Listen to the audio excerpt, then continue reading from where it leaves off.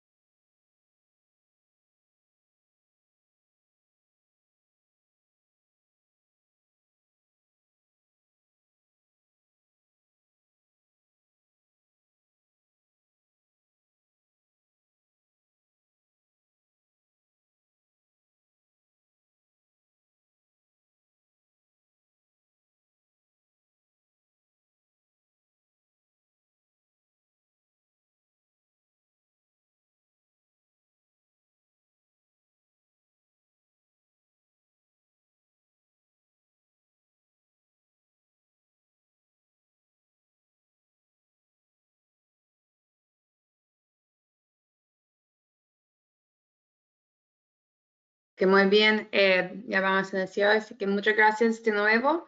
Soy Amy Kessler, director de Operaciones para América Latina de la Reserva de Acción Climática. Pues gracias por juntar a la reunión del Grupo de Trabajo para la actualización del Protocolo Forestal para México, versión 3.0.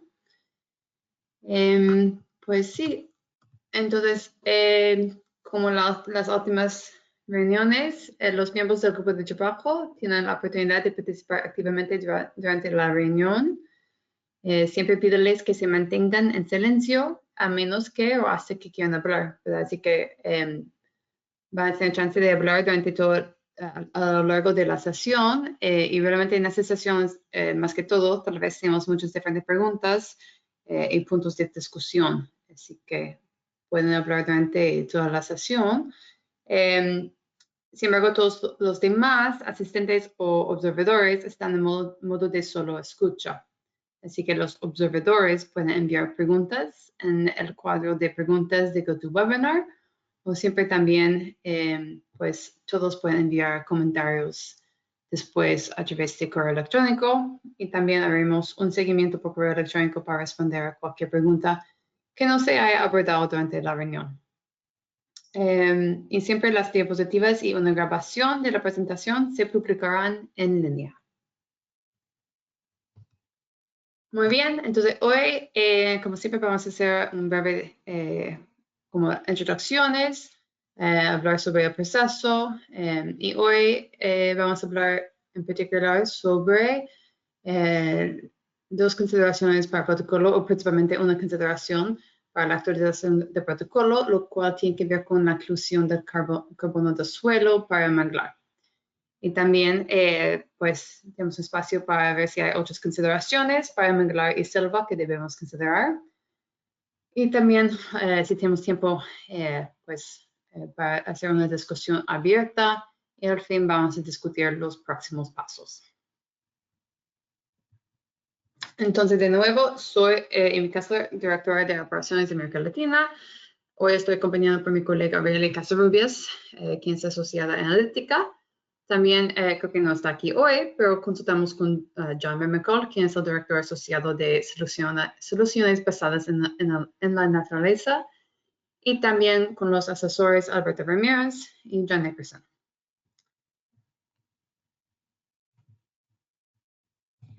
Entonces, como para revisar muy brevemente, el objetivo siempre es de actualizar el protocolo para proporcionar las mejores prácticas para la contabilidad de gases de efecto invernadero, alineado con las leyes, normas y condiciones de México, con el fin de generar los CRTs para los dominios forestales en México. Siempre cumplir con los criterios de compensación de alta calidad y los principios de la reserva, aprovechar las lecciones aprendidas de la implementación del protocolo durante casi 10 años, tecnologías emergentes, avances aplicados a otros protocolos y proyectos de compensación, y solicitar e incorporar la retroalimentación de las partes interesadas de expertos.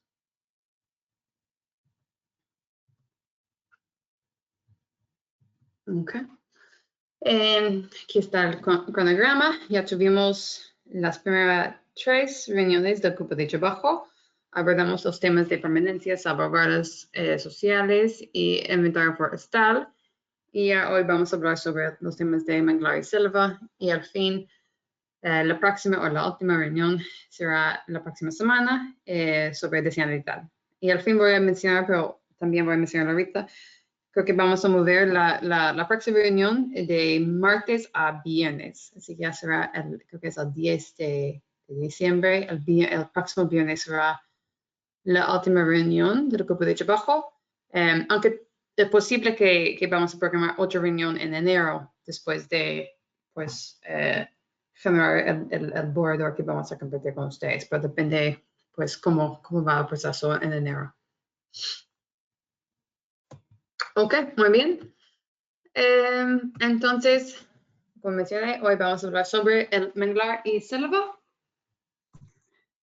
Y bueno, pues, a propósito, pues determinar si existe suficiente evidencia científica y un abordaje viable para la cuantificación, monitoreo y verificación que podría permitir la acreditación basada en incrementos en los reservos de carbono en suelo como resultado de la restauración de manglares. Eso es nuestro propósito principal.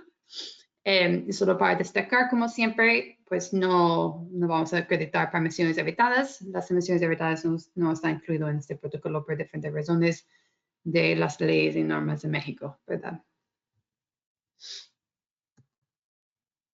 Ok, entonces la cuestión fundamental. Bueno, no es una cuestión de si el carbono aumenta como resultado de restauración del manglar, sino que se trata de un enfoque que se puede desarrollar con estimadores conservadores de las ganancias del carbono en suelo y requerimientos de monitoreo y verificación razonables, pero rigurosos. Así que la medición de carbono en suelo de manglares parece no ser factible o práctico en un base anual para todos los proyectos debido a alta variabilidad en el mostrado de suelo, incluso bajo condiciones secas, dificultades físicas para llevar a cabo muestreos de suelo en manglares y los costos asociados con el muestreo también podrían ser muy altos. Por lo tanto, pues estamos investigando si podrá usar como alternativa un enfoque basado en la práctica, posiblemente con muestreos periódicos directos. Bueno, entonces, suponer que existe una tasa de secuestro basada en actividades de restauración que cumplan con condiciones de elegibilidad, un muestreo de suelo requerido periódicamente para ajustar las estimaciones supuestas de secuestro. Entonces, eso es nuestro como la propuesta que tenemos ahorita para abordar este tema, para incluir el carbono del suelo. Así sería la metodología en general. Esa es la propuesta. Pero como mencioné, tenemos varias preguntas para discutir hoy con el grupo, ¿verdad? Entonces, una pregunta sería, bueno, si será válida la opción de no muestrear si se emplea una tasa de secuestro predeterminada, especialmente conservadora. Entonces, una opción podría ser de solamente utilizar estos valores por defecto de tasas de secuestro muy conservador y pues aplicarlo al porcentaje de cobertura de copa sin recorrer un muestreo en campo. Y la otra propuesta sería de posiblemente también vincularlo con un muestreo periódico. Pues bueno, los límites de elegibilidad también tenemos que considerar pues cuáles límites de elegibilidad tendríamos que incluir. Entonces, pues unas otras preguntas que tenemos, igualmente como mencioné, esas son preguntas para ustedes más que todo, Si existen ciertas prácticas o condiciones, especialmente para proyectos de reforestación, que pueden conducir hacia una captura baja o nula de carbono. Tenemos que pensar si tenemos que incluir algún tipo de salvaguarda ambiental para asegurar que pues, las actividades realmente aumentan el carbono, ¿verdad? O también si existen prácticas o condiciones en las que la restauración o protección del manglar podrían causar impactos ambientales adversos. Creo que tenemos una diapositiva ya más adelantada que también habla sobre salvaguardas, perdón, efectos secundarios, ¿verdad? Pero entonces también tenemos que considerar si pues hay liberación inicial de carbono del suelo o pulsos de emisión de metano, ¿verdad? Son dos preguntas que todavía tenemos que investigar y como digo, no sé si alguien tiene algo para comentar con respecto a estas preguntas en este momento o también al fin se puede agregar comentarios.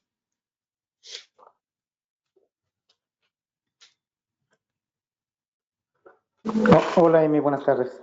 Buenos días. Una pregunta. Estas tasas de secuestro basadas en actividades de restauración, igual, digamos, los podemos medir con algunas metodologías que ya tengamos, digamos, hechos con ensayos, pueden ser válidos o con los datos que estén como en el IPCC. Buena pregunta. Juan Pablo Kamal Sosa, solamente para mencionar su nombre, de EarthLab. Gracias.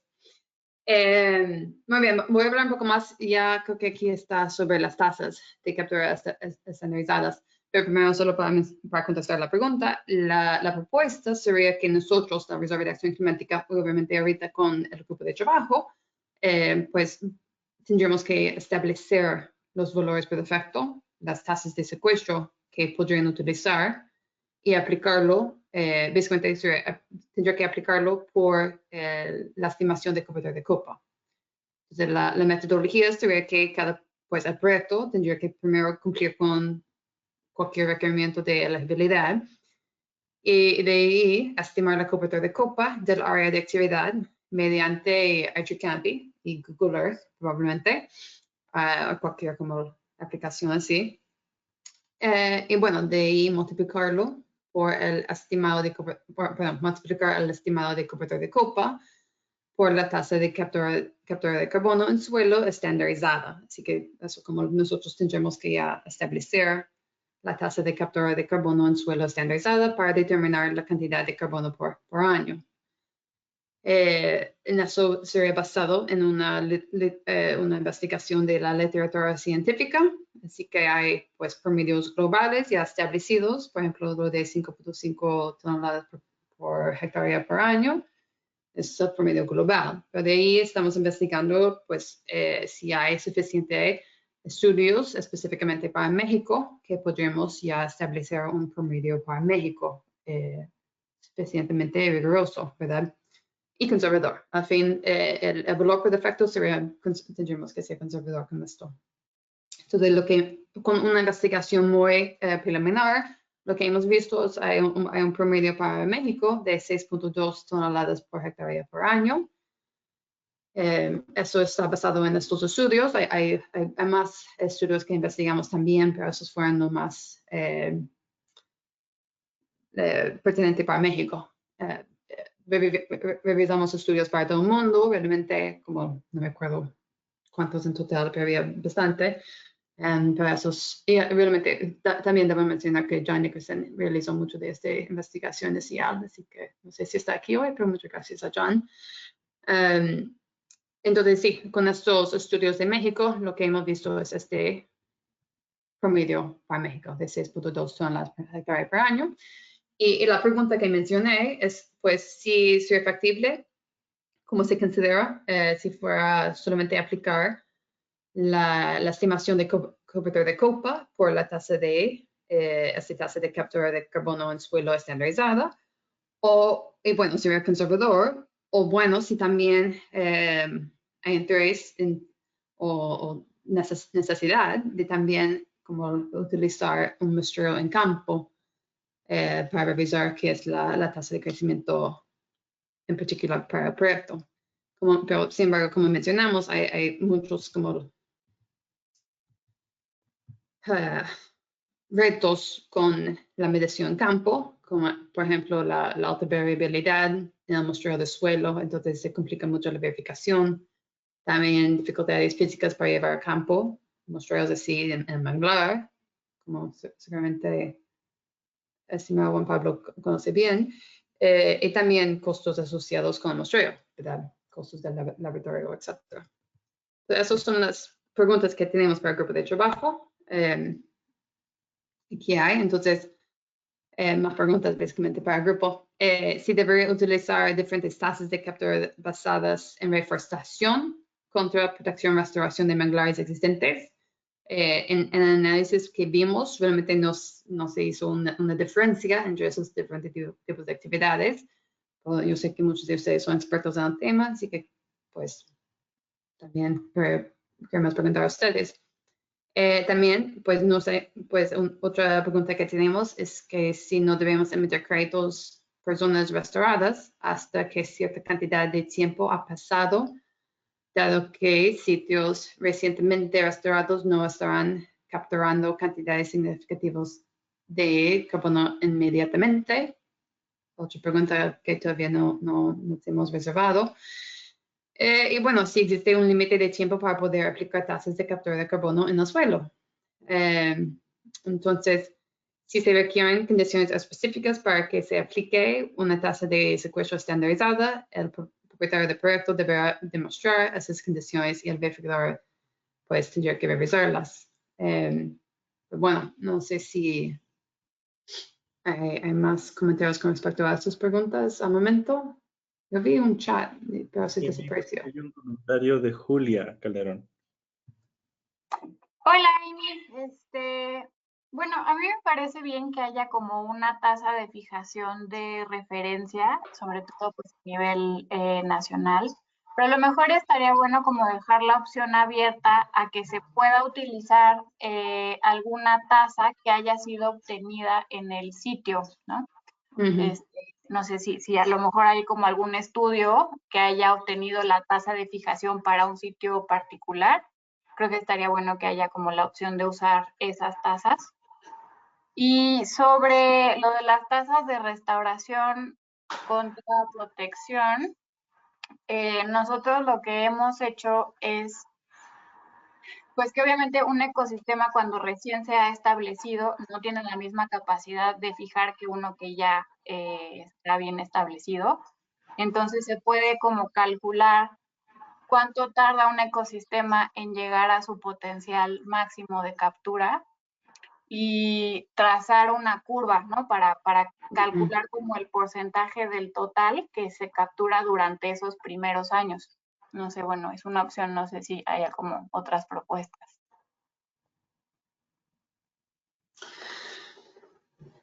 Muchas gracias, Julia. A mí. Adelante. Ahí, bueno, en esta parte creo que hay marcos de referencia, hay varios trabajos de investigación sobre determinación de la cantidad de toneladas por hectárea en los manglares, tanto nacionales como internacionales. De hecho, en el 17 Mónica hizo su tesis, está basada en esa. Y en Úrsula Garbán se está haciendo también el trabajo respectivo. Pero depende mucho del historial y del comportamiento de la masa arbórea. Porque hay sitios donde el establecimiento de la cubierta vegetal es relativamente nueva y hay sitios que son permanentes con cubierta de vegetación de mangle que tienen un sedimento acumulado, pues digamos de 1000 años, 500 años, no sé, depende de cada ecosistema, pero también depende si el manglar tiene características de cuenca, de barrera, o la combinación de ambas, porque los que son de barrera, donde el agua de los ríos y del mar o de las lagunas tiene movilidad, pues hay arrastres. En las manglares de cuenca, no, porque permanecen en el sitio, como al no haber corrientes que permitan la fuga de sedimentos, pues esos permanecen en el sitio. Entonces, va a depender también mucho eso de las condiciones. Yo creo que en este caso, si bien los estudios pueden ser de referencia, va a ser indispensable que se pueda hacer el monitoreo en los propios sitios donde se hizo el muestreo para el carbono aéreo, pues, dada la aleatoriedad con la que se hacen esa toma de datos. Sería mi comentario. Muchas gracias, José. A mí me gustaría unos Adelante, Mónica. comentarios, creo que sí. Me parece bien esta idea de una tasa estandarizada de captura. Y de acuerdo con Loría, bueno, por lo que vi de las referencias, Kimura y pues hasta donde mi percepción son trabajos robustos y basados en esas estimaciones o mediciones en sitio del secuestro. Entonces, existe una vasta información, como decíamos, ¿no? de los almacenes de carbono, ¿no? Pero estos estudios a través del tiempo son los que, pues no es fácil, ¿no? Ir y medir en el suelo y como dices, no es económico, pero creo que hay unos buenos proxies del carbono, como es la capa de materia orgánica. O sea, creo que hay unas maneras que podemos pues tal vez pensar en, no sé, cada proyecto puede diseñar o medir, monitorear el incremento, ¿no? De los milímetros de materia orgánica del suelo, poner marcas. Entonces, y sí, con la segunda pregunta es, yo estoy de acuerdo, ¿no? En que no se puede manejar la misma tasa para un bosque que está en reforestación, porque primero para que el bosque tenga necesidad de que las actividades de restauración significa que hubo una degradación, ¿no? Entonces, pues el carbono del suelo, hubo una pérdida ahí, ¿no? Entonces, creo que habría que tener información en sitios cercanos para saber, ¿no? Creo que alguien menciona unas curvas. Podemos checar los almacenes de carbono en sitios adyacentes para ver cuál es el potencial y claro, con condiciones de suelo, inundación y de mareas similares, como dice Loría, para tener una idea de cuánto podría ser el potencial. Y sí no sé cuál sería la periodicidad ahí para decir que un proyecto puede ya decir que nosotros tenemos nuestra tasa de captura así anual o cada 2 años, pero yo creo que en sitios en donde los suelos son muy inundados, en suelos inundados, de ellos pues es menos la descomposición aerobia, entonces pues la tasa de acumulación de carbono puede ser fácil de medir en periodos cortos, como que de un año a otro. Entonces, me parece brillante la idea, la idea inicial de la tasa de secuestro estandarizada. Y sí, yo votaría por la idea de que al principio usar estos que ya están en la literatura y ya en lo que los proyectos o nosotros podríamos tener datos históricos de nuestra acumulación de carbono.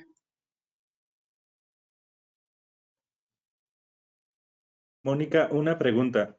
Cuando te refieres a sitios inundados, ¿te refieres a sitios que están estáticos o donde hay dinámicas de corrientes también, por ejemplo? Ambos pueden estar esos que menciona Loría, en manglares de cuenca, hay pequeñas, también en la zona costera, depresiones, entonces son diferencias de centímetros, pero eso hace pues una inundación, ¿no? Por cierto periodo. Sí, básicamente nos referimos a inundado por la marea o puede ser por fuente subterránea, como en San Crisanto. Ok, Entonces, es que, bueno, Es que en general son dinámicos, cualquiera de los dos escenarios, solo Sí. que la velocidad de la dinámica en los de franja es mucho más rápido. En los de cuenca, la dinámica es más lenta y digamos las tasas de captura se dan primero por el crecimiento de árboles y también se da por la dinámica del agua. Cuando generalmente en los proyectos de restauración se rehabilita esa dinámica y en Sí. las zonas de cuenca pues va teniendo también esa captura de carbono por el agua que va, digamos, se va restableciendo. Entonces el sitio tiene captura de tanto de la producción de los árboles como por el agua que va llegando, pero igual va saliendo un poco por la dinámica. Es que justo por eso lo menciono, porque aquí no se ha presentado todavía, pero más adelante se hablará de las posibles reversiones, ¿no? Entonces, para que lo tengan también en mente. Ahorita, pues, era eso, más que nada. Gracias. Sí, Puedo abundar un poco más allá, a mí, Alberto, Sí, en el adelante. caso específico del manglar de San Crisanto, no solo el agua solo tiene movilidad hacia un punto específico que es la zona oriente de San Crisanto y se da por rebosamiento en el invierno, cuando todo el manto freático se carga, no tiene acceso al mar, entonces lo que llamaría reversión, yo le llamaría fuga por arrastre, porque con excepción de los únicos manglares que conozco que se han incendiado son los de Úrsulo Galván, bueno, allí en Tabasco, entre Úrsulo Galván, La Solución y Trujillo, que son manglares que se han incendiado por incendios subterráneos, cuando se seca el área, entonces la caldera corre por abajo, entonces hay una fuga que ahí sí es una reversión por la combustión, pero no se vuelve una fuga y eso también hay que determinarlo, ¿no? Entonces, en el otro caso, por ejemplo, manglares de Celestún aquí en Yucatán, los manglares de Río Lagartos y un poco el de Cizal, que tienen conexión más directa con el mar, se dan un poco los arrastres, pero en los manglares de Cuenca prácticamente, aunque pudiera haber algún arrastre, sería tal vez menos del 1% del volumen total. Es mi comentario. Sí, coincido con eso. No, no lo llamaría reversión. Sería más como la tasa de captura ya neta, en realidad. Muy bien. Muchas gracias, Mónica y José Inés Loya Palma y también creo que Juan Pablo y Alberto. No sé si alguien más, creo que aquí hay unos comentarios. Julia mencionó de acuerdo con esto, es importante calcular el arrastre para no considerarlo reversión. Bueno, esta consideración de reversión y fuga depende básicamente, una reversión sería si la cantidad de carbono acreditado ya se reduce más allá de lo que ya fue acreditado en un año a otro. Una fuga es, pues, si no, pues es por la actividad del proyecto se causa una emisión, pero no es una emisión suficiente para reducir la captura de carbono totalmente, ¿verdad? Más bajo de la cantidad acreditado. Son dos consideraciones diferentes, pero muy bien. Ok, aquí está. Muchas gracias, Juan Carlos Leiva. También envió este documento. Perfecto. Y justo. Ajá. ¿Hay un comentario? Sí, buenas tardes a todos. Soy Juan Carlos Leiva. Hola. Un comentario sobre el tema. Sí, mira, yo quería proponer que se revisaran los enfoques metodológicos de IPCC para las zonas inundables. Creo que pueden ser adaptados a proyectos locales. En particular, el enfoque que tiene IPCC basado en niveles o los famosos tiers, donde el Tier 1 o el Tier 2 podría provenir precisamente de fuentes documentadas y, digamos, avaladas científicamente y que pudieran ser utilizados como tasas de captura. No estoy muy seguro de que solamente la cobertura de copa influya en la tasa de captura de carbono en el reservorio suelo en un manglar. Creo que los temas de manejo, o sea, el manejo que se da al mismo ecosistema influyen mucho y IPCC los toma en cuenta.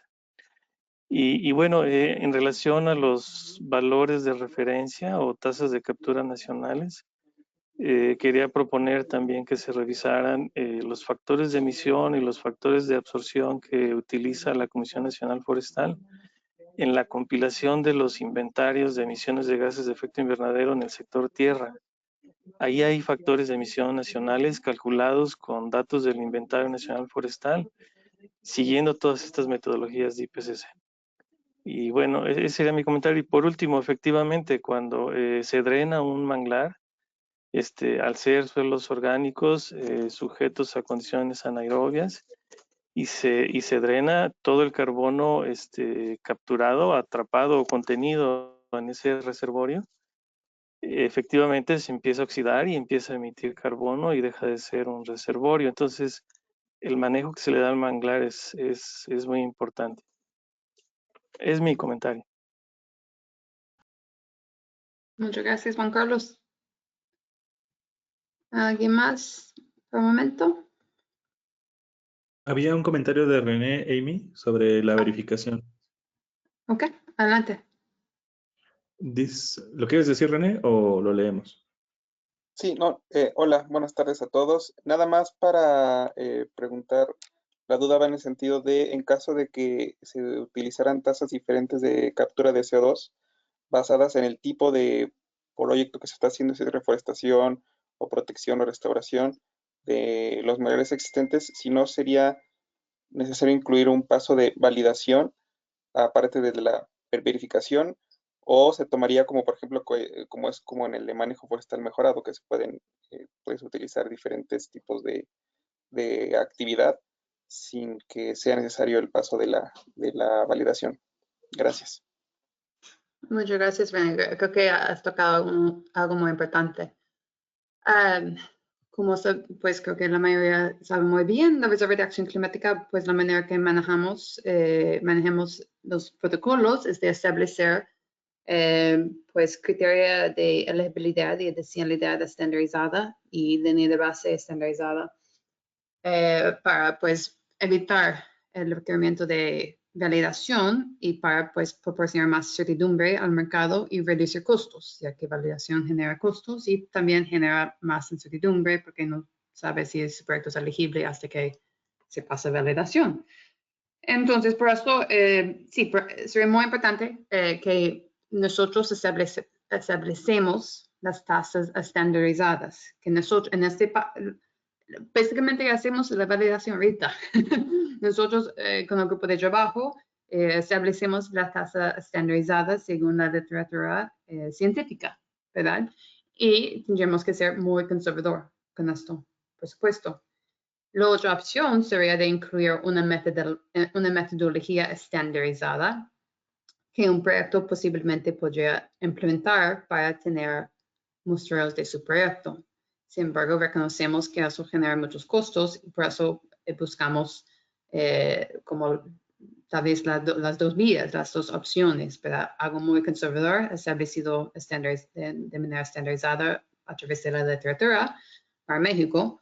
Y otra vía sería, pues, que podría ser posiblemente muestreo en campo, pues, para establecer su propia tasa del proyecto que tendría que ser verificado, por supuesto.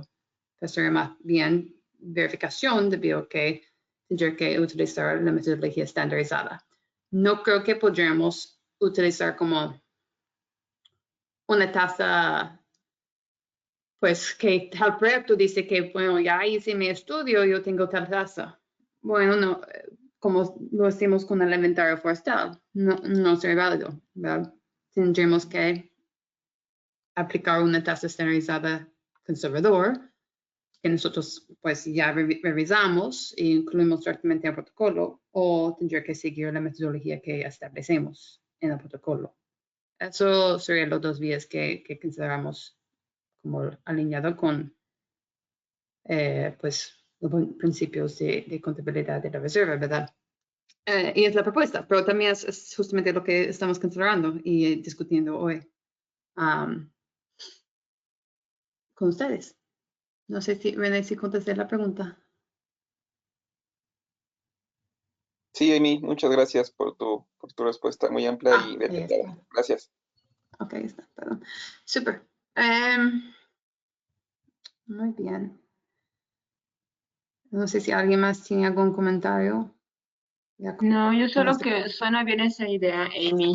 Ya entendí de que si empezamos a incorporar este componente suelo, va a existir la tasa estandarizada, pero si nosotros queremos venir con una nueva, oye, es arriba, ¿no? Yo que siento que es más y te demostramos.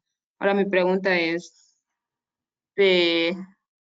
acudiríamos con un laboratorio y porque bueno, van a haber distintos métodos, ¿no? Para demostrarte, mira, mi carbono es mayor, sí, habría que ver si con los milímetros y ya va luego, pero entonces de entrada es estas estandarizadas y si queremos incrementarlo ya sería nosotros iríamos con los costos y venir, ¿no? Demostrar la reserva y ya después eso, Oscar, ese crédito en caso de que luego se demuestre que era mayor el carbono, que era del suelo, o sea, se nos haría el ajuste de los créditos al final o cómo sería. Sé que Sí, ya es ir correcto. más a futuro, pero Sí, gracias, Magda. Yo creo que siempre tú explicas mejor que yo. Así que justamente eso es la idea. Y pues sí que después de seguir la metodología de hacer los muestreos en campo, lo cual tenemos que discutir hoy, creo que tenemos una diapositiva para preguntar si hay metodologías pues ya como utilizado en México, etcétera, y qué sería la metodología que incluimos, ¿verdad? Y de ahí, pues que tendría que enviarlo a un laboratorio. No sé si es aquí, la verdad podría ser la próxima. Creo que sí, ¿verdad?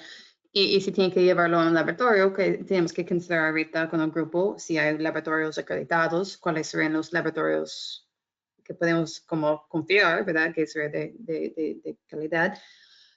Y de ahí, como verificarlo, y como lo vamos a verificar, tenemos que considerar esto, que sería el paso de verificación. Y después de que, pues sí, como después de que se verifica la tasa de crecimiento para su proyecto, exactamente podría aplicarlo para su proyecto para generar los créditos. Y creo que, como dijiste muy bien, sería un proyecto que considera que va a generar más del valor por defecto conservador. gracias, Amy. A ti. Amy, una pregunta. Adelante. En este Carlos. caso también será necesario establecer la línea base, digamos, del carbono en este reservorio, en este pool, a la fecha de inicio del proyecto y después volver a muestrear al final de un periodo de verificación. ¿O cuál es el enfoque que se está pensando para este pool? Buena pregunta. Honestamente creo que los expertos de Manglar pueden, me imagino, contestar mejor que yo. Pero entiendo que así sería, ¿verdad? Porque lo que buscamos es crecimiento. Siempre tenemos que recordarnos que buscamos crecimiento, no es emisiones evitadas. Así que creo que tiene razón, que tendría que ya hacer muestreo al inicio y después en un periodo de tiempo definido hacer muestreo otra vez para ver crecimiento y así establecer el crecimiento. O no, honestamente no sé, José, Juan Pablo, yo veo que sus micrófonos son activados. Sí. Para mí, Es- bueno, desde luego que para yo mantengo mi comentario sobre que cada sitio es específico en cuanto al volumen de carbono que pueda haber. Desde luego que tenemos que tener también una línea base sobre el volumen de carbono que existe hasta ese momento. Con los estudios que hicimos nosotros en el 2017, y ahí está la tesis de Mónica, en San Crisanto ya hay una línea base. En este momento no puedo recordar el monto de eso, pero Mónica puede ser que tenga a mano el resultado de su tesis.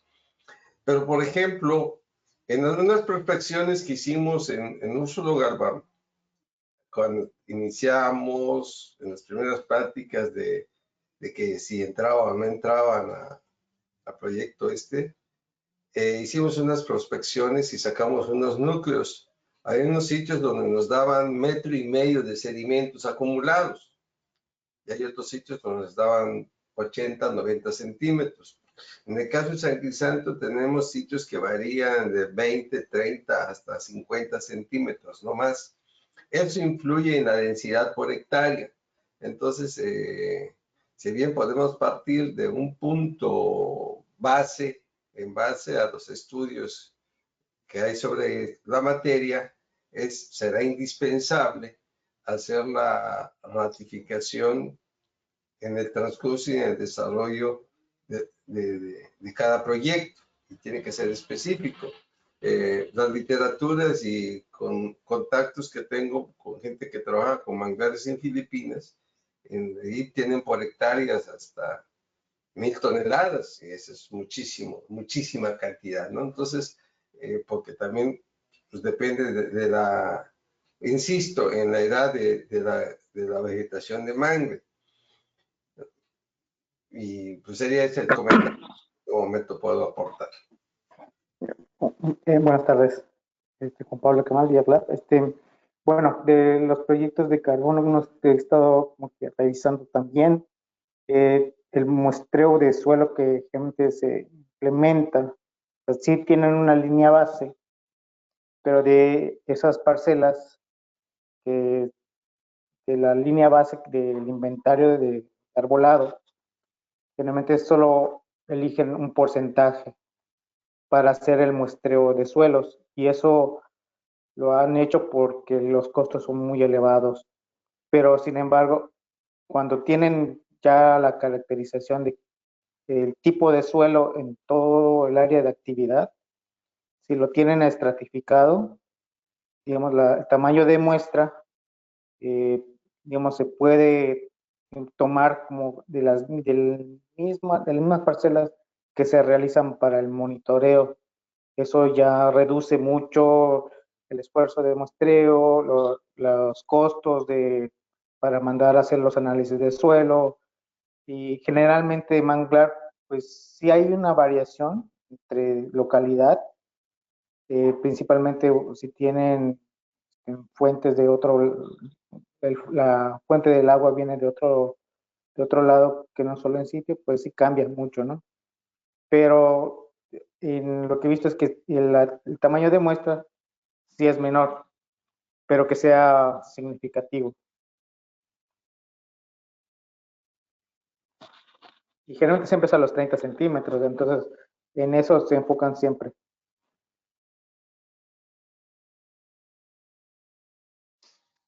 Muchas gracias. No sé si alguien más tiene algo para agregar. Mónica, sí, adelante.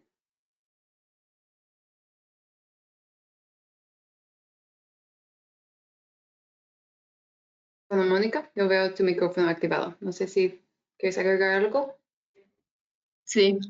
Ok, adelante. Sí, el promedio de carbono en San Crisanto, bueno, de los 10 transectos que se hizo, sí hay una variabilidad en el área que hay, son como decir, puede haber de 30 a un poquito más de 200 toneladas en distintos puntos, y si esto es por zonas de diferencias del paisaje, pero sí es un promedio de 184, más o menos 0.16 megagramos de carbono, lo que es es bueno, es un montón, pero esa es la línea base, eso no es lo que se va a acumular cada año. Entonces, de esos 184, ok, no sabemos si eso se acumuló en 100 años o en 50 o en 1000. Entonces, esa es la gran duda. Es de esta línea base, pues es ver, no sé cuánto se va a ir acumulando, si siempre es 100 o 20, 30. Por eso creo que me parece bien tu acumulación estandarizada, Amy. Y sí, o sea, básicamente la línea base tiene que ser para que tengamos la tasa, ¿no? No sabía me pareció interesante como mencionó Juan Pablo, que están haciéndolo con los otros proyectos. Entonces, en este caso, si ya estamos midiendo carbono en árboles, es uno de las parcelas, hacer un submuestreo de nuestras parcelas para hacer el muestreo de suelos. Me parece brillante la idea. Gracias. Sí, no, de acuerdo. Muchas gracias. Y hice un cálculo muy rápido. Creo que de 184, Mónica, sí, creo que el manglar en San Crisanto es como 20 años, ¿verdad? Así que sí se puede decir que después de huracán había nada, porque me imagino se destruyó. Bueno, sí, nosotros tenemos controlado el tiempo, la edad del manglar de San Crisanto, entonces sí, más o menos es posible calcularlo. En el caso de San Crisanto, en el carbono aéreo, sí podemos tasarlo en los 20 años, pero el carbono en subsuelo, hay sitios donde la presencia del manglar, desde que yo empecé a entrar a los 4 años, siempre existió manglar. Después de los efectos del 2010, el manglar creció se expandió aproximadamente como un 30% adicional, o sea, sitios donde no había vegetación de mangle. Al hacer la restauración hidrológica provocó una desalinización del suelo, o sea, redujo la salinidad del suelo, y entonces favoreció el desarrollo de la vegetación de mangle. Entonces, hay sitios donde el carbono va a tener un efecto acumulado más alto, y hay sitios donde el efecto acumulado va a ser muy bajo por estas características que tiene el manglar.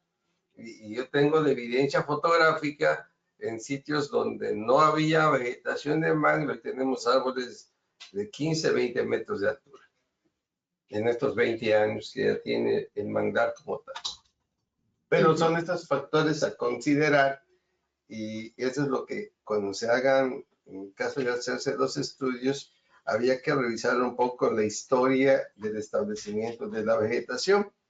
Eso también ha pasado en Tabasco, o sea, ahí se ha salinizado unas partes que desarrolló vegetación de mangle hacia el interior.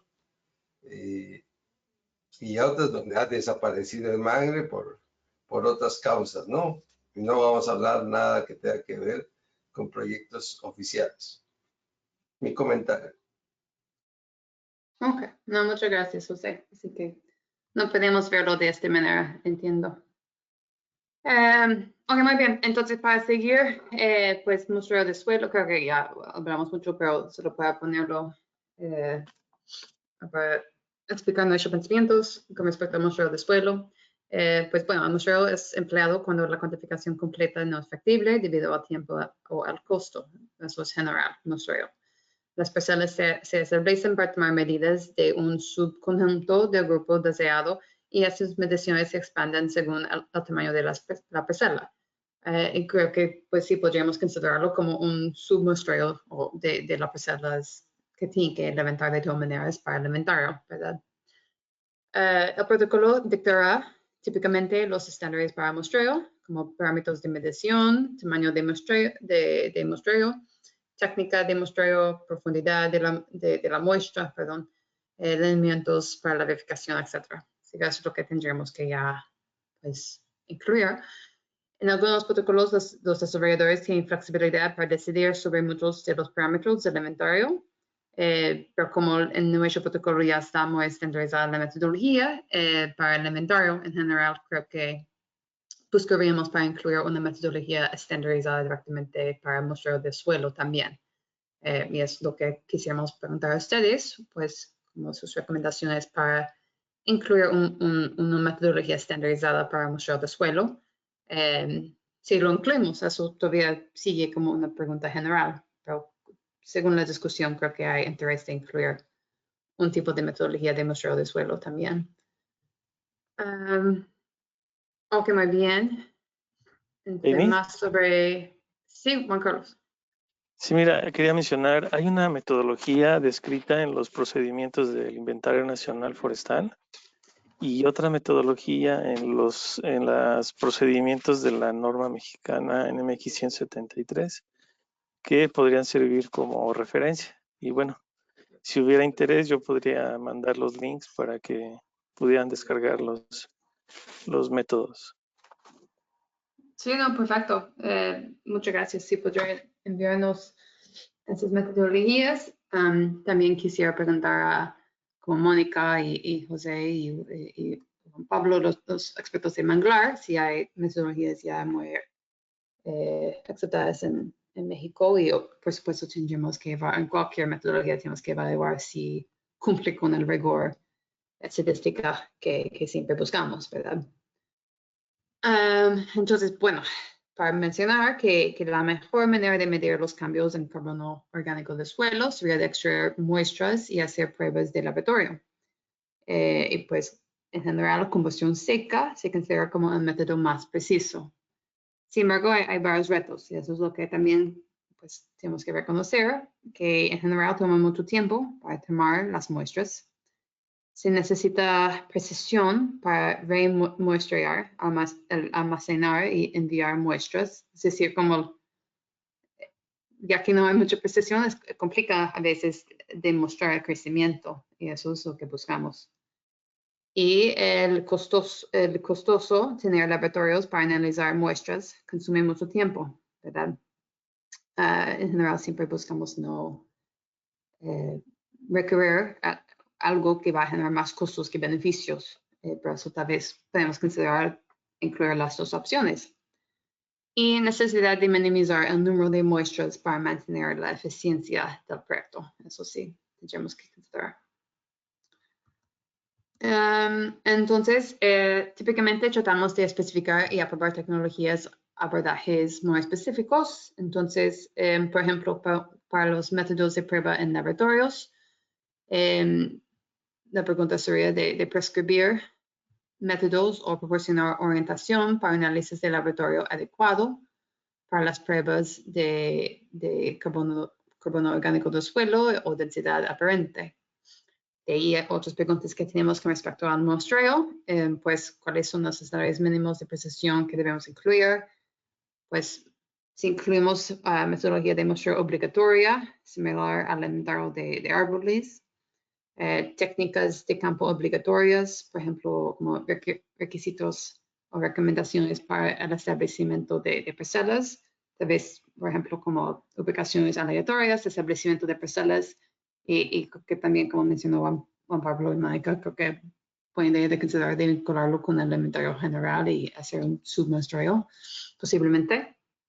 Requiere el uso de laboratorios acreditados, eso sí, como tendremos que evaluar. Entendemos que ya hay laboratorios en México que cumplen con esta acreditación de soil, perdón, está en inglés, pero Soil Performance Assessment Program de North American Proficiency Testing. Así que sería el programa de no sé.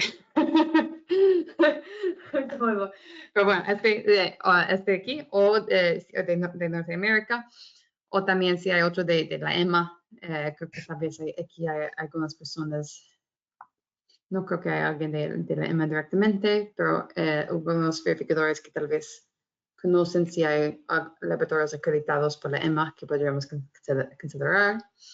Pues sí, esas son preguntas que tenemos para ustedes. Y con todas esas preguntas, pues les invitamos, por supuesto, contestar ahorita, darnos sus ideas ahorita, pero también siempre invitamos a ustedes para enviar sus comentarios por correo. Si tienen que investigar algo o enviarnos estudios o fuentes, etcétera, pues favor de enviarnos estos datos por correo electrónico para que podamos mantenerlos y evaluarlos en más detalle.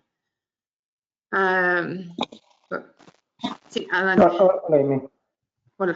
Pues mira, yo no he encontrado muchos laboratorios acreditados. Sí están acreditados bajo una norma, pero por ejemplo aquí en Yucatán, la UADY está acreditada, pero lo hace con la metodología de Walkie Black, que no es la de combustión seca. Y de combustión seca sí hay muchos laboratorios, pero no todos tienen la certificación. Pero, digamos, hacen una comparación entre ellas. Y no sé si como para la verificación, una vez que ya pasa esa etapa, el sitio, el proyecto que esté desarrollando pueda usar otra metodología o tener esos valores de combustión seca con el requisito del laboratorio, o cómo sería, porque EMA no sé si lo tenga, y el otro del programa de la North American Proficiency, no sé si bueno, si haya laboratorios con esas acreditaciones. No, muchas gracias, Juan Pablo. Sí, podrías tal vez enviarnos a sus laboratorios que conoce y su acreditación o cómo funciona. Sería muy útil para revisarlo. ¿Cuáles programas de acreditación debemos considerar? Okay. Bueno, Sí, puedes enviar la lista al grupo. perfecto. Amy, Sí, adelante, Alberto. Amy, gracias. Yo estuve investigando, la verdad, sobre laboratorios acreditados por la EMA, y más bien lo que encontré fueron como laboratorios que cumplen con la guía de acreditación para hacer un laboratorio de pruebas. Pero para los estándares de suelo, no sé, hay algunos que tienen estándares para suelos agrícolas, o si se busca alguna certificación en particular, ¿no? Yo recuerdo, y ojalá que los participantes que estén aquí, en algún momento de mi vida me tocó hacer estudios de suelo, de muestras de parcelas agrícolas en Naranjales, y las pruebas se procesaron en Chapingo. Obviamente existen ciertos niveles, ¿no? Como de 15 a 30 centímetros, de 30 a 60, 60 a 90, no sé, o sea, las muestras son diferentes. En resumen, más bien justo lo que está poniendo Juan Carlos Leiva, tal vez tomar como referencia esta red de laboratorios de suelos del CONACYT, pero específicamente sería para manglar, ¿no? Justo lo que acaba de decir Juan. No sé, si ustedes tienen idea de alguno de ellos, una universidad, alguien que cumpla, que tenga un laboratorio acreditado por diferentes entidades y que pueda demostrar pues esas competencias, nos ayudaría muchísimo. Gracias. Hola, sí, Beto. Perdón, pido la palabra. Gracias, Amy. Hay una red mexicana de laboratorios de suelo especializada en evaluación del contenido de carbono en suelos precisamente, perteneciente al CONACYT. Lo que no estoy muy seguro es el estatus o el estado que guarda esa red, si está operando, si está vigente. Y bueno, lo interesante de esta red es que se acreditó y homologó todos sus procedimientos, digamos, de análisis, procedimientos y métodos. Y bueno, yo podría investigar el contacto de esta red y también el estatus en el que se encuentra. Perfecto, sí, sería súper. Y disculpa, no sé qué significa CONACYT. ¿Cuál es? Así es, el Consejo Nacional de Ciencia y Tecnología. Por supuesto. Perfecto. Sí, Sí. es la máxima autoridad, por así decirlo, en cuestión de ciencia y tecnología en México, Amy, Así es. a nivel federal. Eso es perfecto. Muchas gracias. Sí, Juan Carlos, si podrías pues, como los contactar a ellos y compartir su dato de contacto, creo que sería perfecto. No sé si alguien más tiene algún comentario para agregar.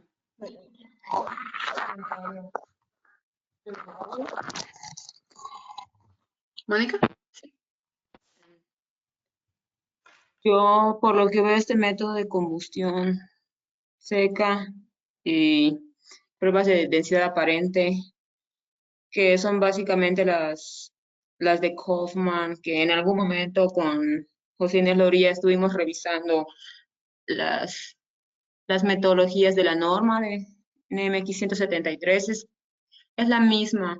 Entonces, es reconocida, no es la más propia. Y sí, es claro, lo que sí sería bueno platicar y ver esos estándares, cómo estandarizar los núcleos, ¿no? O sea, hasta qué nivel se van a dividir, por ejemplo, cada 10 centímetros, cada 30 centímetros hasta el metro, o sea, qué tanto va a entrar en la norma, ¿no? Porque para no hacerlo cada centímetro, ¿no? Cada 10 centímetros. Yo creo que ahí sería estandarizar los núcleos, ¿no? El tamaño del núcleo que se va a necesitar, o si se van a hacer replicaciones para ver, para tratar la precisión, ¿no? Y de los datos que recibiríamos. Muchas gracias. Entonces, Mónica, ¿utilizaste la metodología de la norma 173? ¿Es lo que escuché o no? Este método de combustión seca y densidad aparente.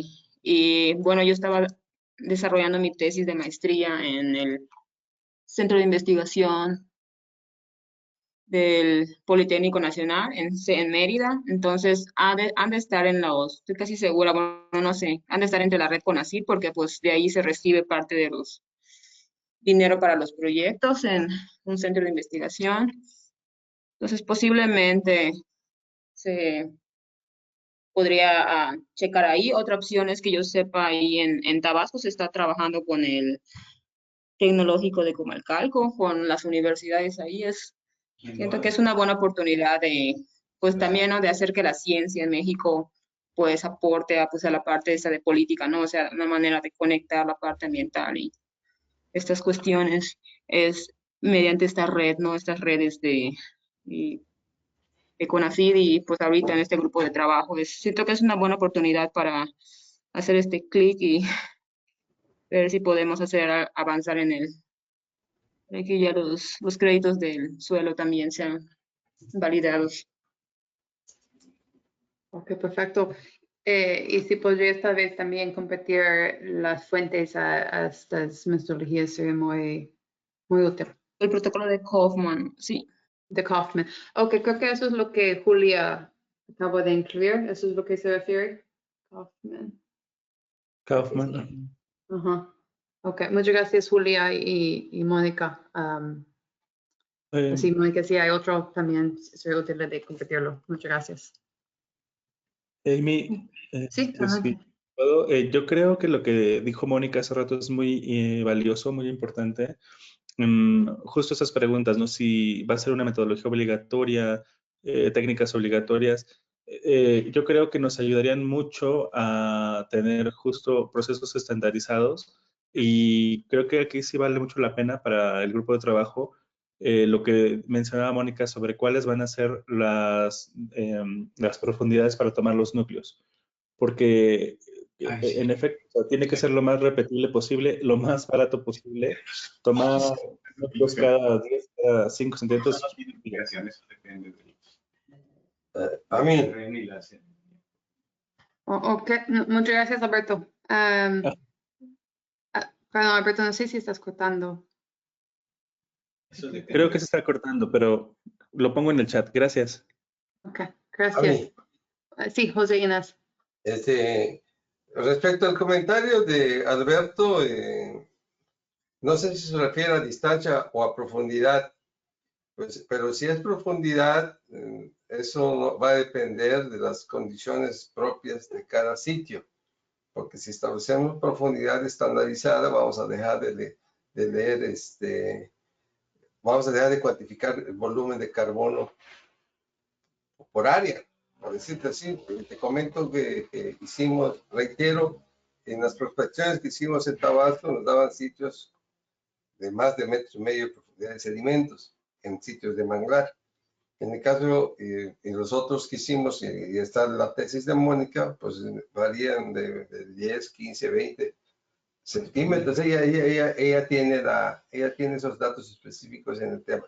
Y tengo también otro comentario. Le preguntaba yo a Alberto directo, si dentro de la norma mexicana, la 073, donde nadie está acreditado, se describe la metodología para ese carbono subterráneo, o si no se describe, o bajo qué normas se tendría que registrar, o estos laboratorios tenían que estar acreditados con ustedes, con CONAFOR, con Semarnat, con UNIFAD, ¿dónde estarían acreditados para que sus estudios tengan validez o sus reportes tengan validez en caso de que se contrate?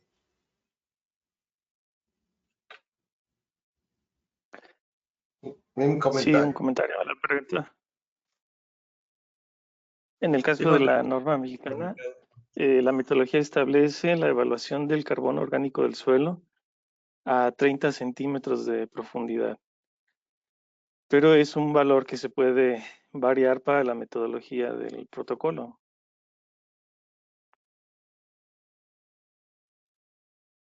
No sé si eso responde a la pregunta. O sea, yo entiendo que aquí la captura de carbono principalmente se da por acumulación. Entonces, la acumulación creo que pudiera ser una variable relativamente fácil de monitorear. El otro tema estaría en evaluar la densidad aparente y evaluar el contenido de carbono. Pero bueno, la metodología de la norma mexicana establece como parámetro el contenido orgánico del suelo en los primeros 30 centímetros, en concordancia, digamos, con disposiciones internacionales como las de IPCC. Bueno, en relación a lo que estaba explicando Alberto, es si se tendría que revisar por distancia y profundidad, creo que se responde igual con lo del submuestreo, ¿no? Si estratificas tu sitio, entonces si cambia por distancia, pues vas a hacer un muestreo de suelo tanto en una zona cercana como lejana. Y la profundidad, pues generalmente se ha estado manejando como esos 30 centímetros, porque justamente es donde se lleva a cabo la captura.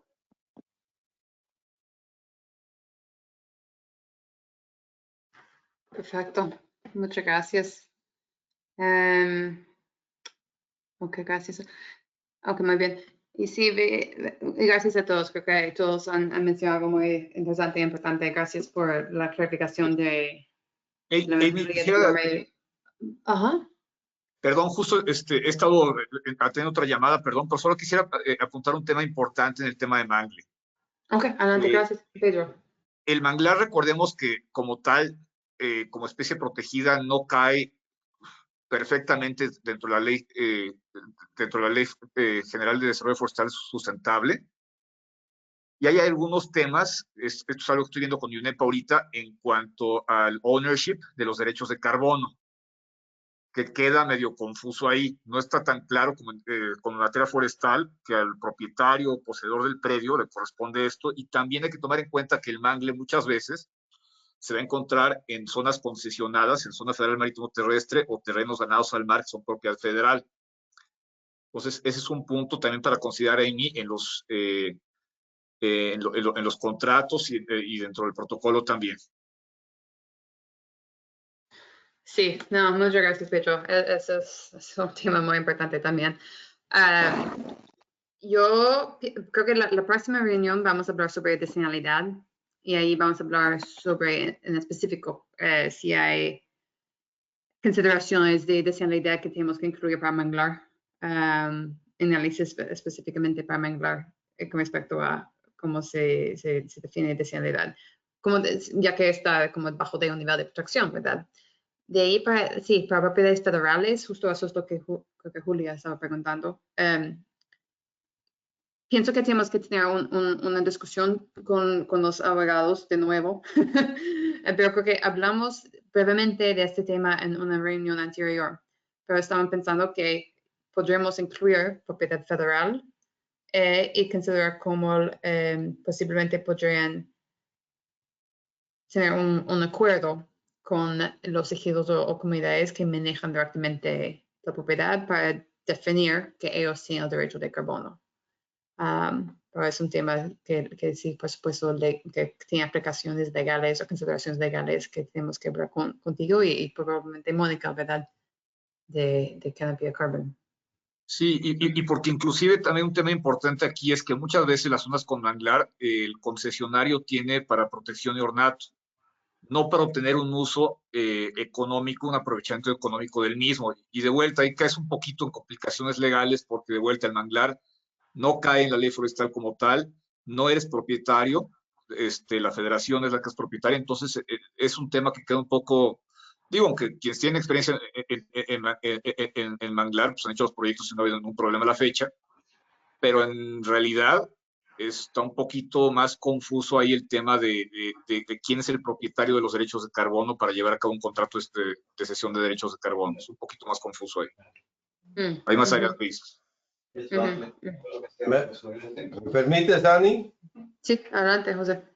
Bueno, creo que en esta parte, el área de manglares, que las áreas que están en marismas, que donde hay intermitencia del agua de mar, o lo que está en la vera de los ríos, cumple con la condición que establece el reglamento de zona federal marítimo terrestre.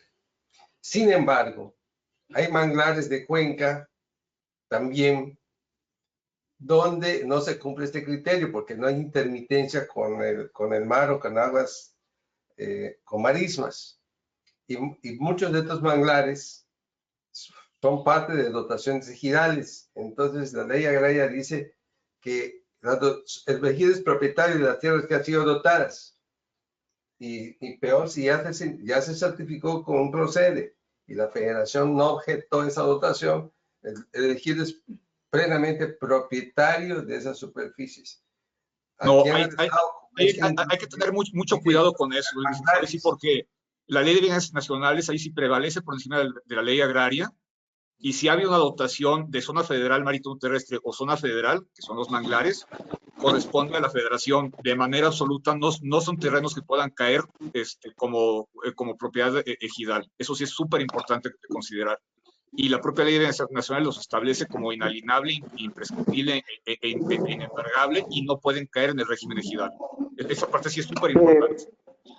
No, me parece que está bien el ingeniero José Inés Loría, porque sí hay áreas que son de manglar, que están en terrenos ejidales y prevalece en el acta el derecho ejidal sobre la parte federal, en este caso por la Constitución.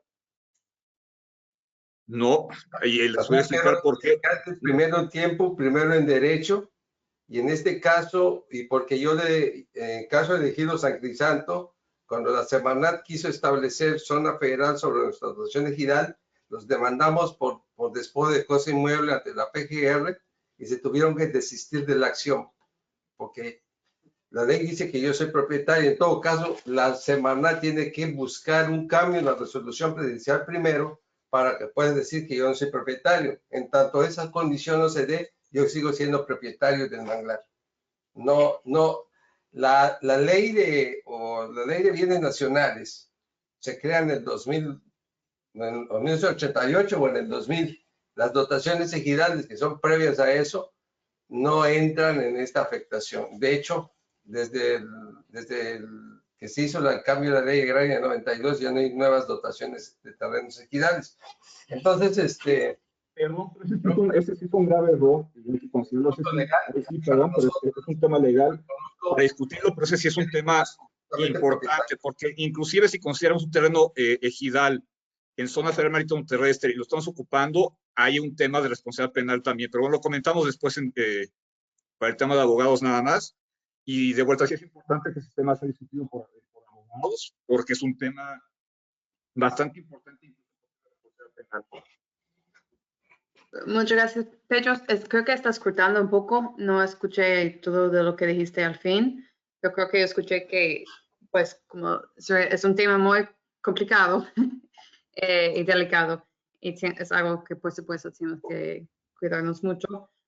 Y sería bueno de tener una discusión contigo y con Mónica de Canopy Carbon. Y, por supuesto, si alguien más quiere juntar, pueden avisarme. Pero creo que es un tema como legal que tenemos que investigar con ustedes. Pues sí, no sé si alguien más tiene algún comentario al respecto ahorita.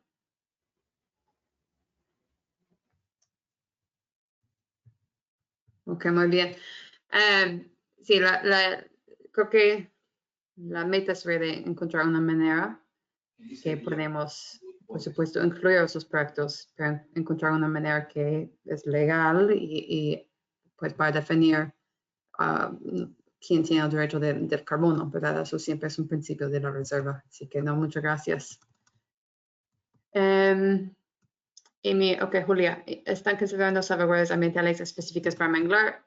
Tenemos ya una diapositiva para hablar de esto, pero sí tenemos que investigar este punto.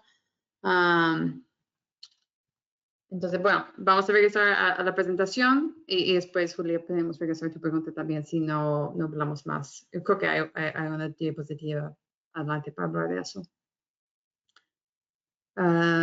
Ok, entonces, esos son los temas del muestreo del suelo que tenemos que todavía considerar.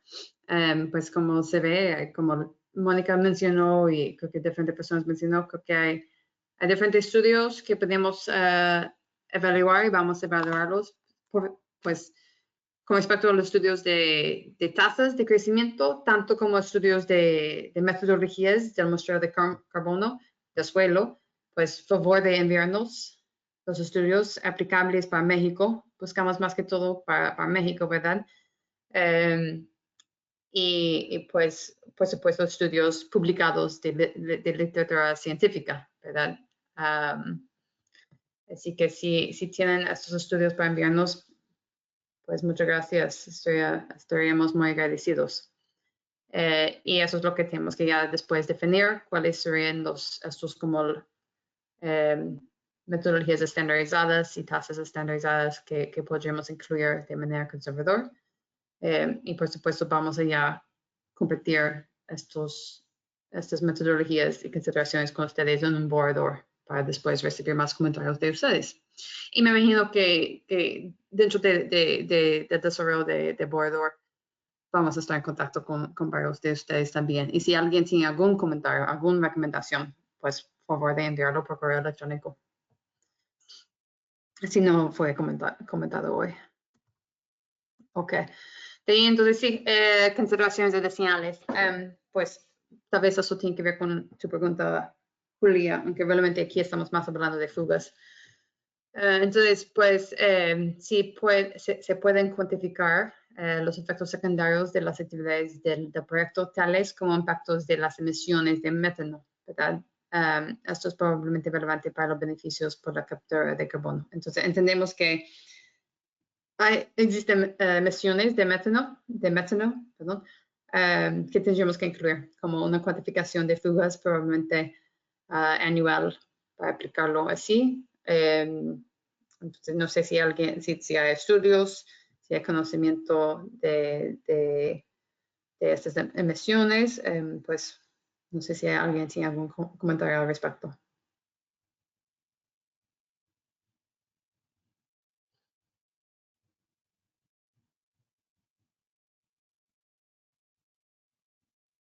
¿No?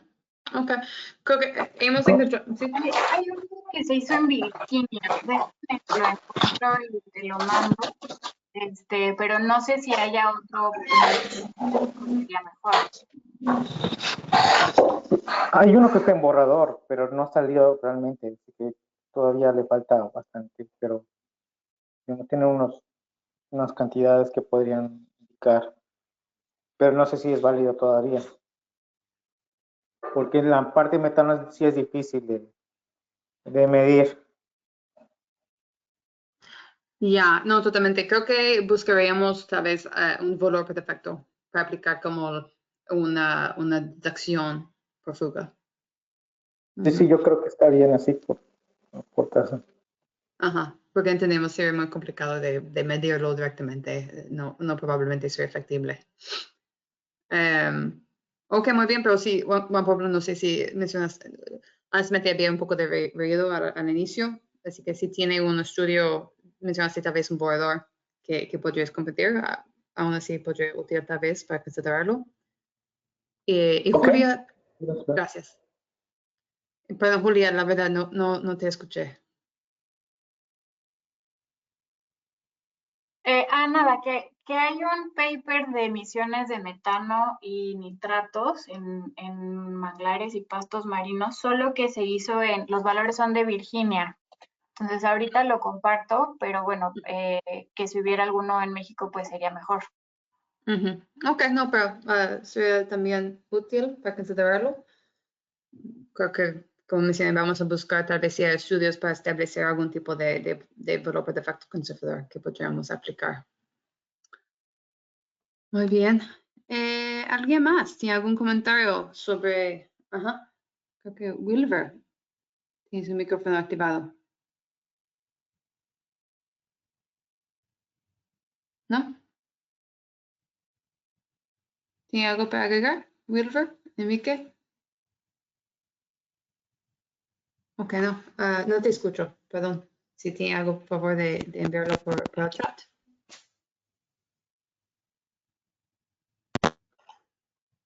Ok, muy bien. ¿Alguien más? Realmente eso es como la última diapositiva sobre pues, el carbono de suelo y manglar, pero quisiéramos también tener un espacio para ver si hay cualquier otro comentario con respecto al manglar que debemos considerar. Yo creo que, pues, muchas gracias, Pedro. Las consideraciones legales es súper clave. Y como mencioné, la próxima semana vamos a hablar sobre consideraciones de deseabilidad para manglar. Pero no sé si alguien más tiene alguna otra consideración de manglar o selva que debemos considerar. Bueno, ¿sí me escuchas? Sí, ya te escucho. Ok.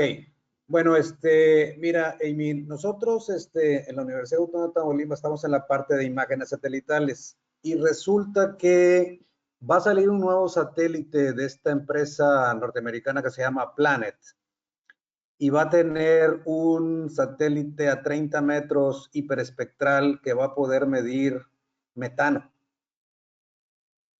Entonces, yo creo que ese pudiera ser una opción espacial para medir metano en superficies pequeñas, 30 metros de tamaño de píxel. No sé si estén interesados en que les mande información al respecto. Sí, yo creo que sería interesante, ya que lo que estamos considerando aquí con la medición del crecimiento de carbono sería de utilizar imágenes satelitales para aplicarlo por valores por defecto. Así que también si tiene algún estudio para hacer lo mismo, sin embargo, para las emisiones de metano, sería interesante. Así que pues sí, muchas gracias. Ok.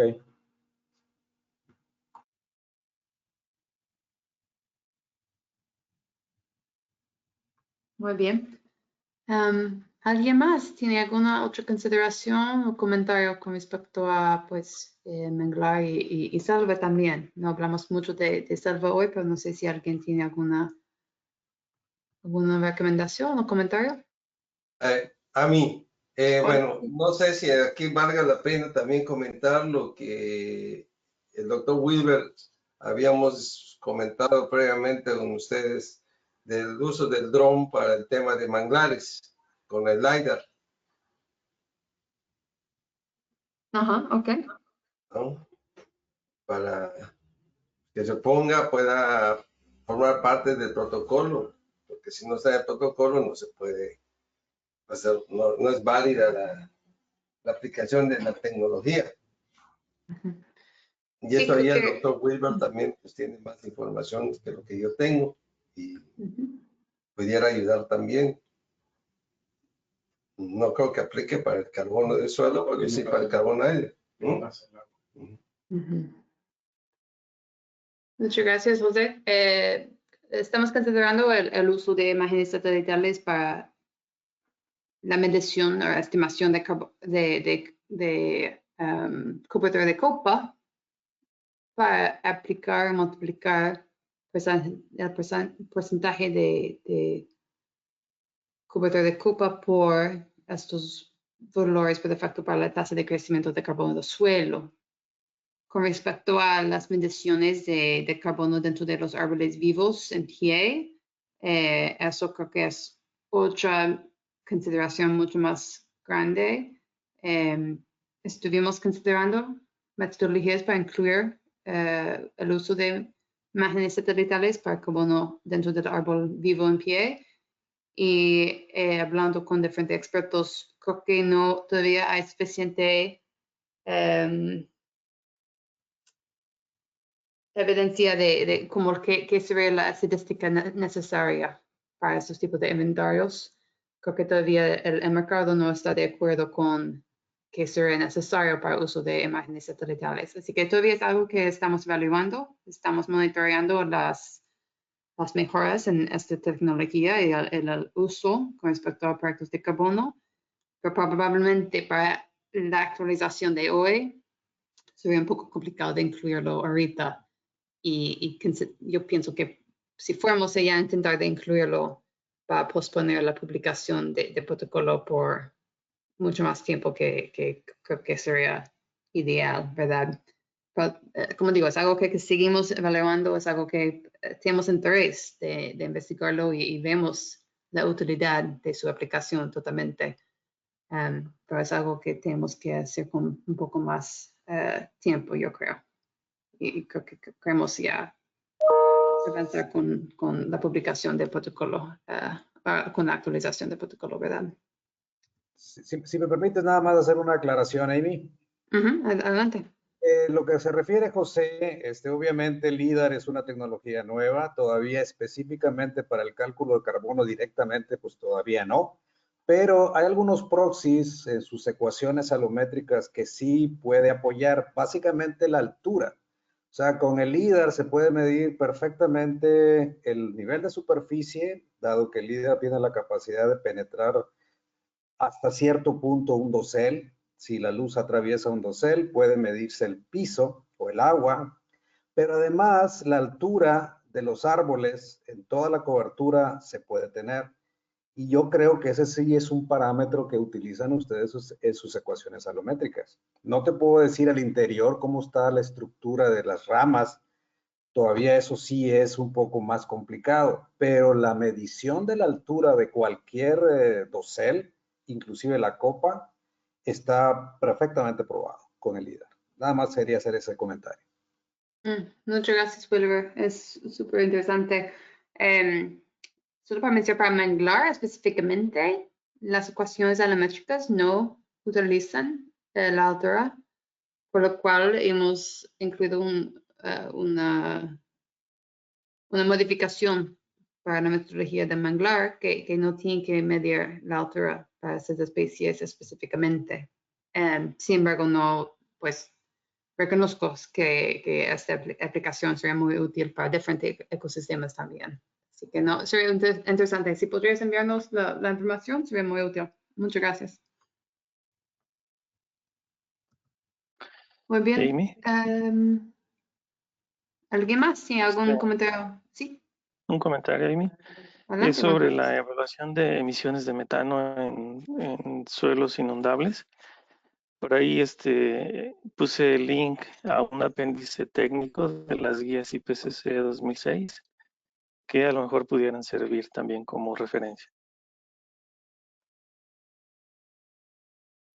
Ese es mi comentario.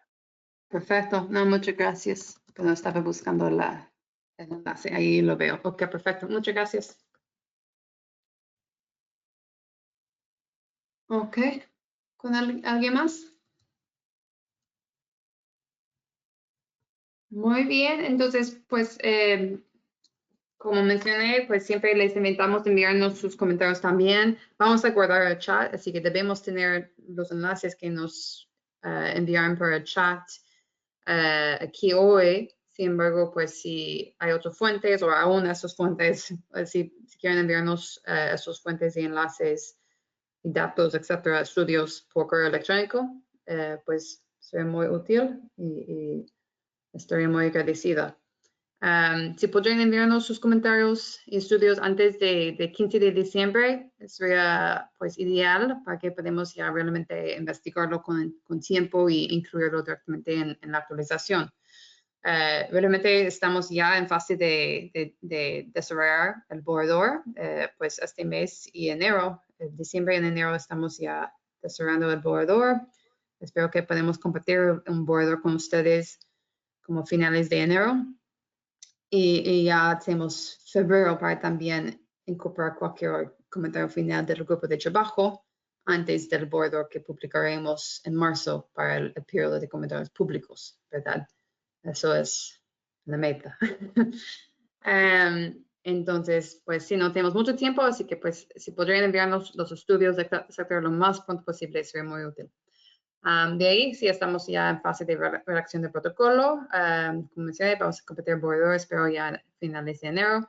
Y como mencioné al inicio, vamos a mover la próxima reunión del grupo de trabajo que tiene que ver con adicionalidad y específicamente también para Manglar, pues vamos a moverlo desde martes de la próxima semana al viernes. Así que será el 10 de diciembre, el viernes 10 de diciembre a la misma hora. Así que ya hoy vamos a actualizar la información en línea para enviarles esos enlaces y invitaciones, etc.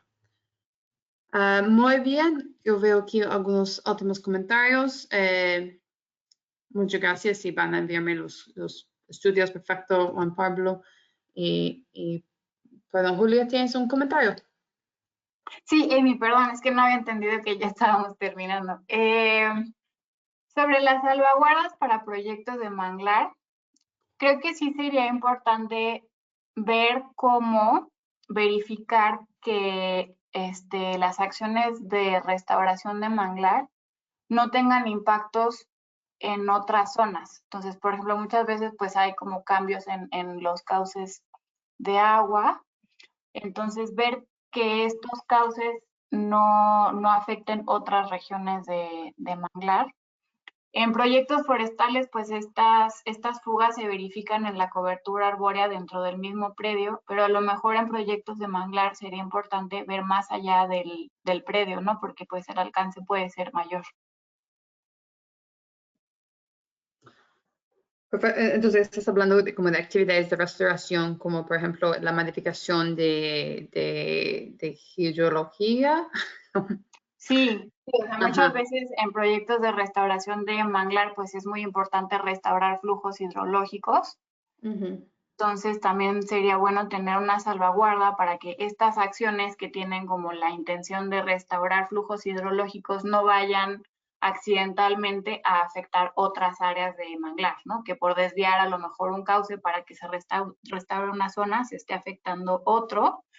Entonces, pues mirar el impacto que puedan tener estas modificaciones hidrológicas. No, de acuerdo. Ok, perfecto. Muchas gracias. Y creo que también, al inicio mencionamos brevemente si había como exactamente consideraciones así. Así que no sé si Julia, si tiene algún estudio también con respecto a o alguna otra información que quisiera compartir. Pero sí, de acuerdo. Ok, checo y si tenemos algo te lo mando. Perfecto. ¿Alguien más? ¿Algún otro comentario? A mí yo tengo una duda aquí. El tema que discutimos en la parte jurídica respecto a los manglares era el tema de reconocer o no el 100% de los créditos en los contratos. Entonces eso no me quedó claro si ustedes van a revisar eso o hay que hacer otra propuesta. Eso me gustaría, aprovechando esta llamada. Sé que no es parte específica del orden del día de hoy, pero no quiero dejar de pasar la oportunidad también para esto. Muchas gracias, la verdad. Es buena pregunta y debería haber comentado en cómo va el proceso. Así que pues sí, hablamos, tuvimos una reunión pequeña, ¿verdad? Con el subcomité para hablar sobre este tema de permanencia, incluso con el estimado Pedro Morales y Mónica Garibi de Canopy Carbon. Y también creo que tú participaste, ¿verdad, José? Y Rosendo Perez de ICICO participó también. Ahí hablamos sobre los temas más que todo legales, ¿verdad? Con respecto a los contratos y que realmente de manera legal no existe que los ejidos de comunidades realmente legalmente podrían firmar por 100 años. Sin embargo, lo que estamos, como la reserva, ya tenemos que investigar y evaluar es cómo podemos considerar otros mecanismos de cuantificación y evaluación de riesgo para que los ejidos de comunidades posiblemente podrían recibir acreditación para pues, el secuestro que se genera cada año, ¿verdad? Siempre como comprometiéndose al tema de permanencia de 100 años, pero también respetando que solamente pueden firmar contratos por 30 años. Entonces, tal vez estamos considerando la habilidad de contribuir a modificar las contribuciones al fondo de aseguramiento, ¿verdad? Investigando puntos de tipos de seguros, aunque realmente no considero, no creo que hay muchos tipos de seguros en el país. Y otros como consideraciones como lo de las salvaguardas sociales, ¿verdad? Y cómo podemos ya considerar que pues, el fortalecimiento de la gobernanza social, como eso también tiene aplicaciones o consideraciones para riesgo de permanencia. Sí, te comento, el tema de aseguramiento, en el caso de Climacy, nos comentó que el corporativo de AXA ha recomendado a la dirección en México que revise el tema para ver si esto puede ser asegurado. Quedaron en pasarme la información de con quién podemos platicar el asunto y apenas yo tenga la información te la hago llegar. Creo que eso sería también importante. Entonces, yo creo que el criterio fundamental para el tema de manglares y la permanencia de la cubierta la garantiza la propia Ley General de Vida Silvestre y que no hay de ninguna manera que pueda ser removido esa situación de manglar y la cubierta de manglar, y también la ley agraria prohíbe la parcelación de selvas y bosques tropicales, nulo de derecho.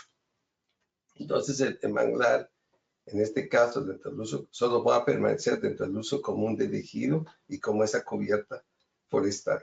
Sería mi comentario adicional. Muchas gracias, José. Sí, no, muchas gracias por el comentario. Ya, como mencioné, ya espero que ya vamos a tener la habilidad de competir con ustedes un borrador de protocolo, o tal vez aún así podemos competir como las diferentes secciones, ya como para competir una sección ya terminada más pronto, ¿verdad? Y posiblemente podríamos ya competir algo sobre permanencia más pronto, porque creo que ya tenemos las ideas concretizadas, pero tenemos que escribirlo. Y evaluar como los diferentes números y cómo podría funcionar, ¿verdad? Muy bien, muchas gracias. ¿Alguien más tiene algún otro comentario al final?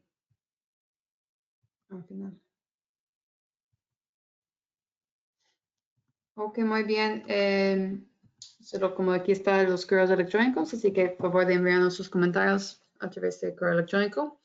Y bueno, muchísimas gracias por su tiempo. Ha sido una discusión muy valorosa para nosotros y pues vamos a ya pues incluir todas esas consideraciones en el borrador. Y espero que recibimos muchos correos electrónicos con estudios y y las investigaciones que mencioné hoy. Así que muchas gracias y hablamos la próxima semana. Sí, perdón.